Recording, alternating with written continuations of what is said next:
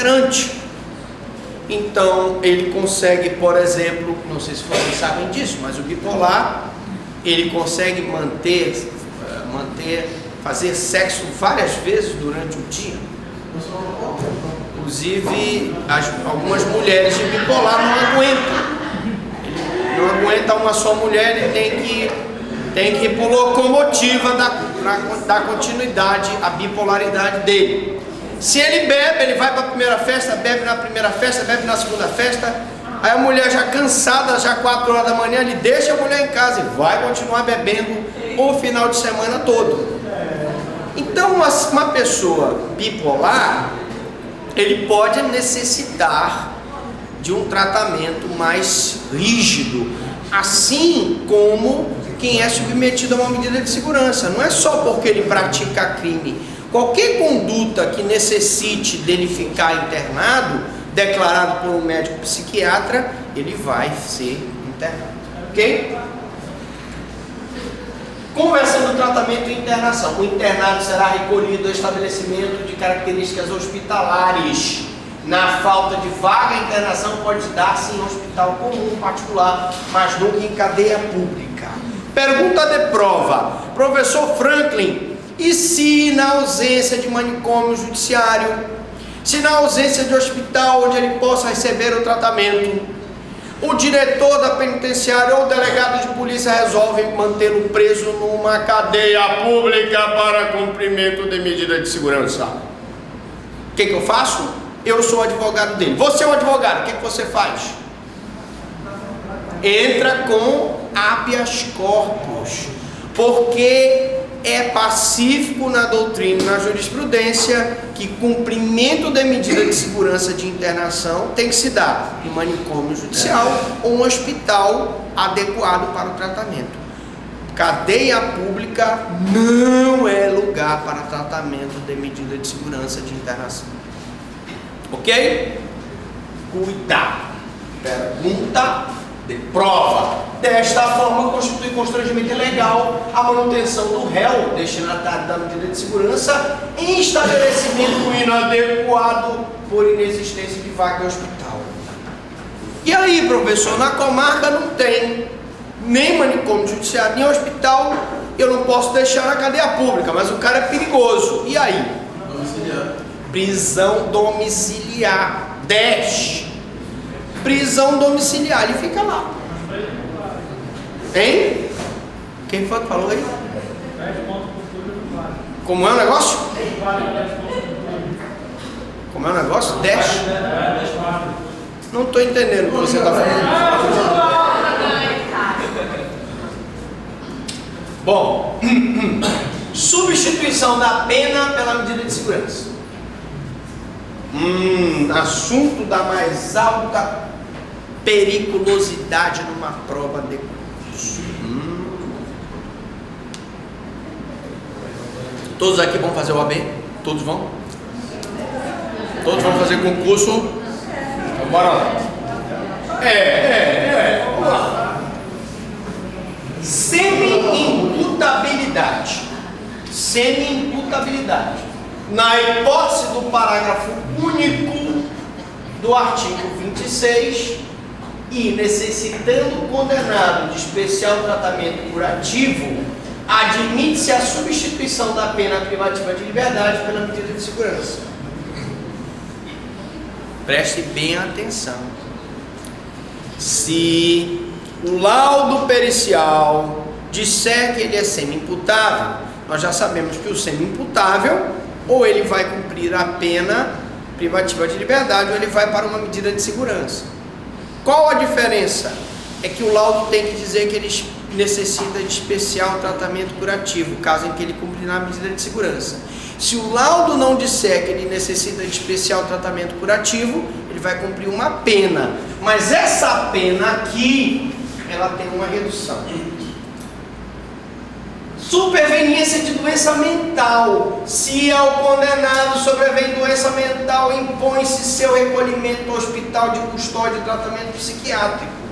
Aqui se trata de uma situação de uma pessoa que era imputável tinha condições de entender o caráter ilícito do fato e determinar-se de acordo com esse entendimento, foi condenado a uma pena privativa de liberdade, mas, porém, contudo, todavia, não entretanto, durante o cumprimento da pena privativa de liberdade, ele ficou acometido de uma doença mental. Isso pode acontecer. E se ele se acomete, sobrevém doença mental, impõe-se seu recolhimento ao hospital de custódia e tratamento psiquiátrico. Então vamos recapitular aqui que isso é importante. Na hipótese da letra A, necessitando o condenado de especial tratamento curativo, admite-se a substituição da pena privativa de liberdade pela medida de segurança. O semi-imputável que precisa de especial tratamento curativo terá sempre a favor dele o laudo que diz que ele tem que ser submetido a uma medida de segurança. Tem internação, se a pena for punida, o crime for punido com reclusão, de tratamento ambulatorial, se for punido com detenção. Caso, no decorrer do cumprimento da pena, ele adquire doença mental, aí sim eu vou substituir aquela pena privativa de liberdade por uma medida de segurança. Tem como saber se o condenado é doente mental?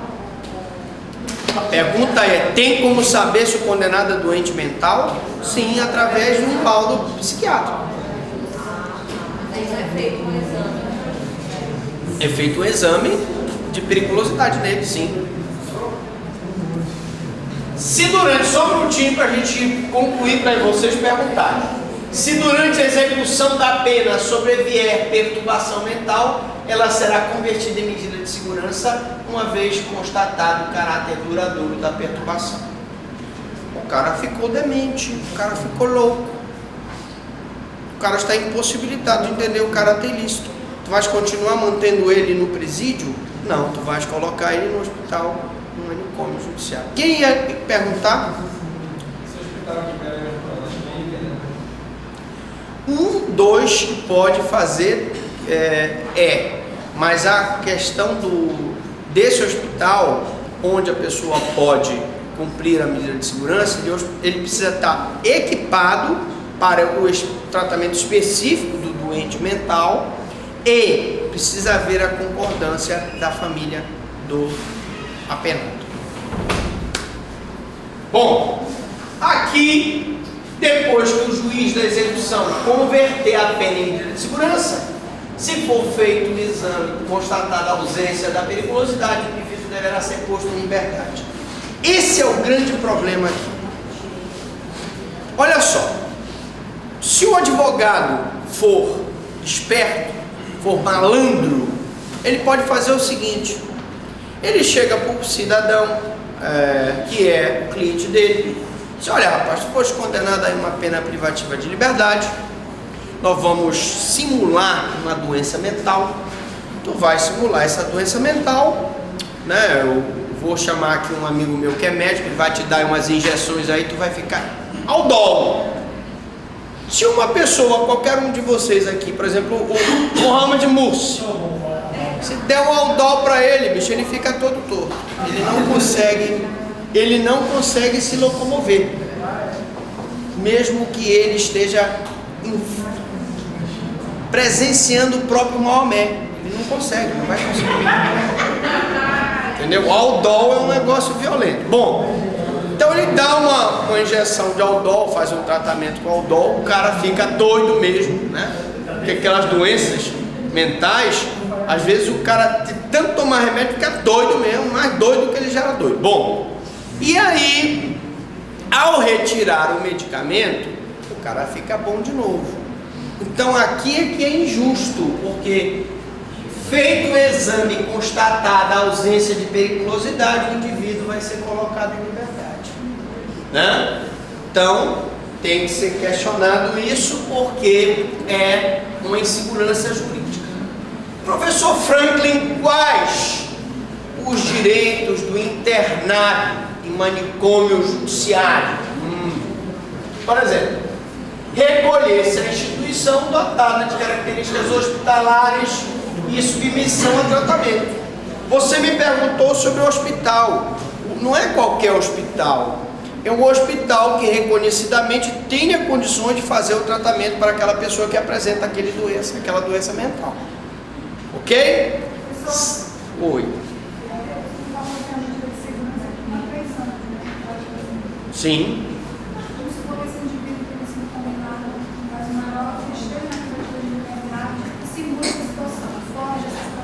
Ele foi condenado ao quê? Uma pena privativa de liberdade? Ele foi condenado a uma pena privativa de liberdade, simula uma doença mental. Isso.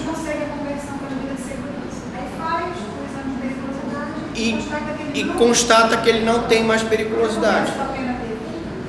Se a pena dele foi transformada numa medida de segurança e depois a medida de segurança, feito o exame de periculosidade, constatou que ele não tem mais periculosidade, ele vai ser colocado em liberdade.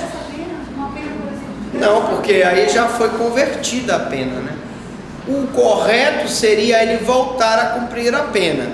Agora, lógico, gente, eu estou exagerando um pouco aqui, porque para ele chegar a essa situação, tem que, vamos dizer assim, contratar dar propina para toda a equipe médica, porque é um grupo, é um psiquiatra, é um psicólogo, é um assistente social, tem que dar propina para toda a galera para simular essa doença mental e depois simular que ele não tem mais periculosidade.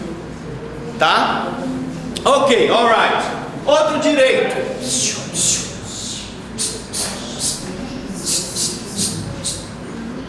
No caso do semi-imputável, o juiz deve optar entre a pena e a medida de segurança. Atenção, semi-imputável. Pena ou medida de segurança. Medida de segurança é quando eles precisar de especial tratamento curativo. Essa escolha deve ser fundamentada.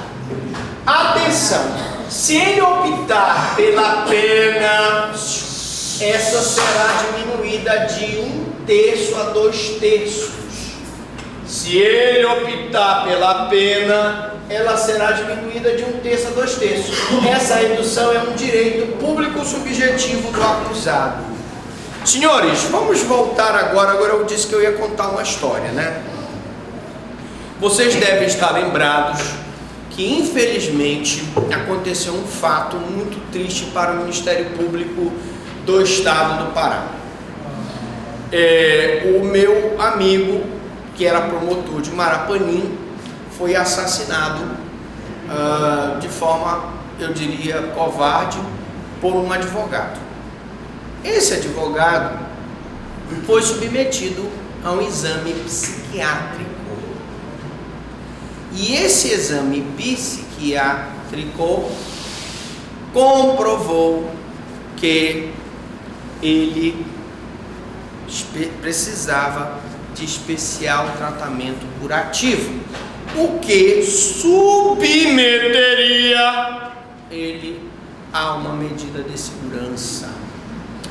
Só que os jurados no julgamento decidiram contrários à prova dos autos, ou seja, a decisão foi contrária à prova dos autos. Eles decidiram contrário ao laudo e te retiraram essa parte referente ao especial tratamento curativo, e ele foi condenado pela morte do promotor de justiça e teve uma pena diminuída de 1/3 a 2/3, porque ele era pelo laudo semi-imputável.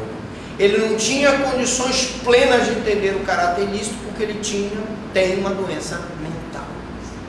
Então preste atenção, essa diminuição é um direito público subjetivo do acusado. Se o laudo diz que ele é semi-imputável e o juiz opta por condená-lo a uma pena privativa de liberdade, essa pena obrigatoriamente terá que ser descontada 1/3 a 2/3 pelo fato dele ser semi-imputável.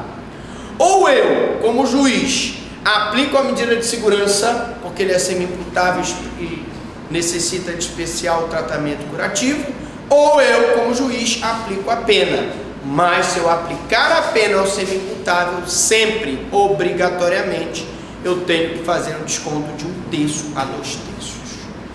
Essa causa de diminuição de pena é um direito público subjetivo do condenado semi-imputável, ok? Se o juiz não der, ele está violando o direito líquido e certo do acusado.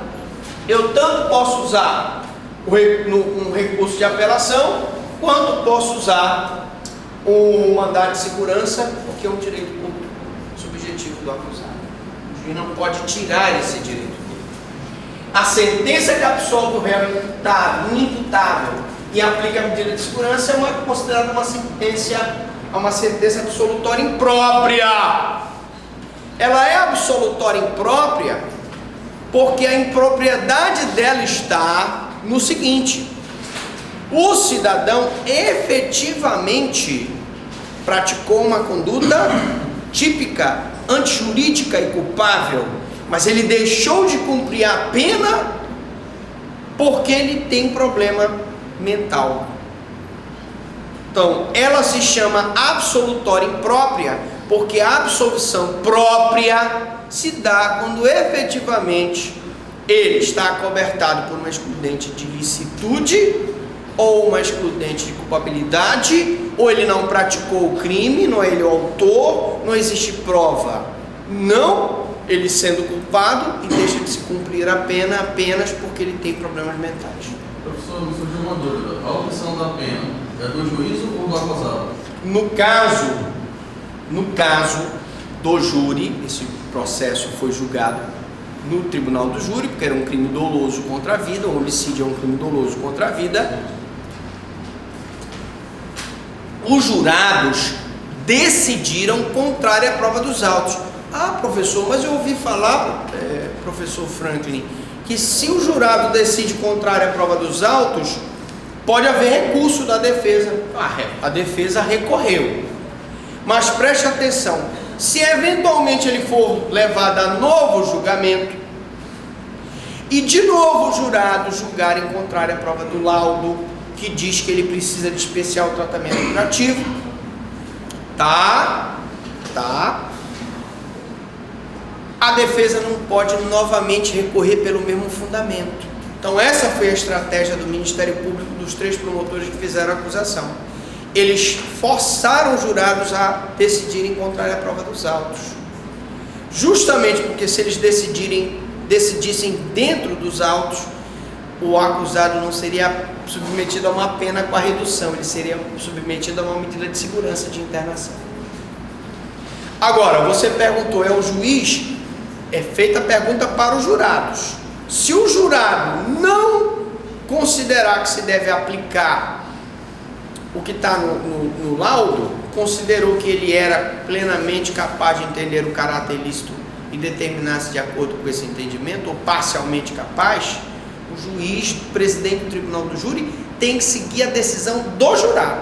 O jurado não pode decidir de uma forma e o juiz presidente sentenciar de uma outra forma, porque isso também ensejaria recurso.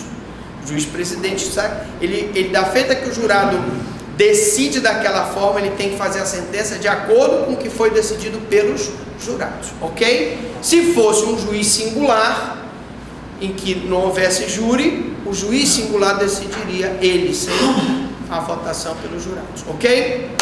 Alright, boys, alright. Direitos do internado. Da decisão de desinternar o sentenciado, cabe agravo em execução com efeito suspensivo. E aqui eu volto a falar do bandido da luz vermelha. Quando o Ministério Público ingressou com agravo em execução, esse agravo em execução teve efeito suspensivo. É uma das poucas hipóteses em que o agravo de execução tem efeito suspensivo, da desinternação do internado, submetido à medida de segurança. E ela tem efeito suspensivo justamente segurar o cara lá, que se ele for colocado em liberdade, ele pode vir a matar. Infelizmente, depois o tribunal julgou, o Ministério Público perdeu o agravo, o bandido da luz vermelha saiu, tentou matar o parente mais rápido, pá, matou ele e acabou a história do bandido da luz vermelha. Né? É o único caso da LEP em que o recurso de agravo à execução tem efeito suspensivo. Se caísse na prova de vocês, qual é a única hipótese em que o agravo de execução tem efeito suspensivo? Da decisão que desinternar o sentenciado. Então o caso do bandido da luz vermelha é a única hipótese. Ele estava submetido a uma internação em manicômio judiciário, dessa desinternação, a única hipótese que o agravo em execução tem efeito suspensivo é essa. Em nenhuma outra hipótese ele tem efeito suspensivo.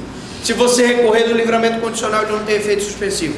Se você recorrer do SUSI, ele não tem efeito suspensivo. Se você recorrer da perda da remissão, ele não tem efeito suspensivo. Se você recorrer da perda da detração, ele não tem efeito suspensivo. Se você recorrer da comutação de penas, ele não tem efeito. Mas aqui, ele tem efeito suspensivo. Cuidado! Senhora que está com a mão na boca, cuidado. Nessas suas unhas, embora a senhora não suspeite, está escondido atrás da unha coliformes fecais. Pode ser. A senhora ainda passou no cabelo, pior ainda. Vai levar a caspa para dentro dos coliformes. Enfim, vamos lá. Tem a sola saginata, né? A senhora gosta de carne de porco? Cuidado. Cuidado. Eu gosto, carne de porco eu gosto. Ok. Mas olha só. Você tem que ter muito cuidado, viu? Porque as mãos, né? Você vê na maçaneta, você pega essa maçaneta, faz um exame bacteriológico, meu amigo. Só não tem briga aí, mas o resto, vamos lá. Vamos lá. Execução da medida de segurança. O procedimento. Professor, como é que é feita, né? Como é o rito da medida de segurança? É isso que a gente vai ver agora aqui. Interessante. O procedimento da execução da medida de segurança obedece os seguintes passos. Vamos fazendo aqui? Bora fazendo aqui no quadro. Pronto, bora lá, bora fazer. Transitada e julgada a sentença, expede-se guia de internamento. Então vamos lá. Eu vou começar aqui com a guia, né? Guia. Beleza? A condenação pode ser a tratamento ambulatorial, conforme a medida de segurança, seja detentiva, né? Ou pode ser uma internação. Posso ter uma internação, um tratamento ambulatorial. Será internação se a pena pelo qual ele respondeu o crime era de reclusão. Será tratamento ambulatorial se a pena for de detenção. Ok?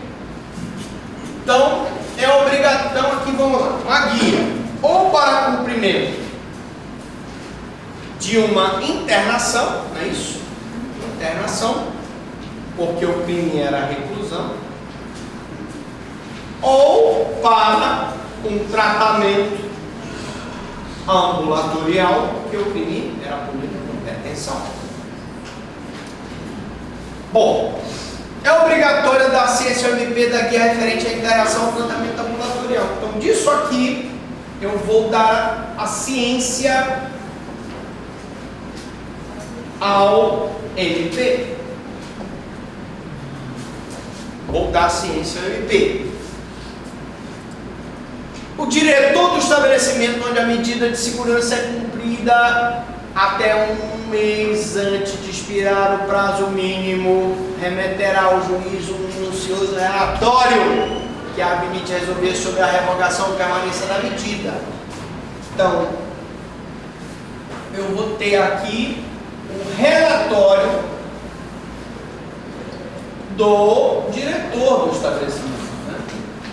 Esse relatório vai dizer se o cara apresenta, ele tem, vamos dizer assim, vamos botar assim, a periculosidade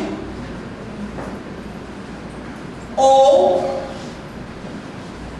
não há periculosidade.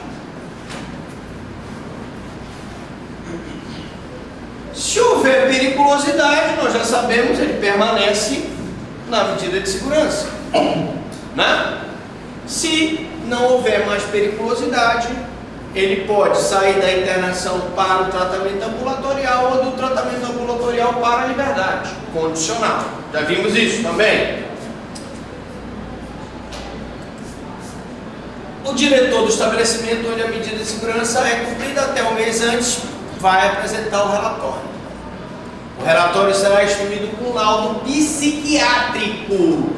Então, o relatório tem que conter um laudo psiquiátrico.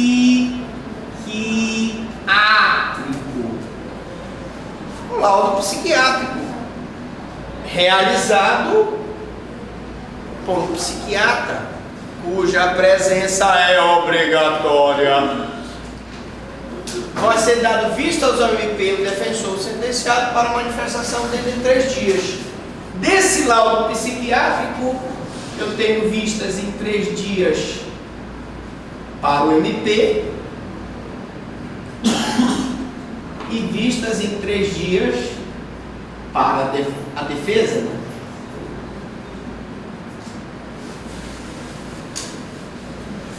Para o quê? Para se manifestar. E o juiz determina novas diligências ou profere decisão em 5 dias.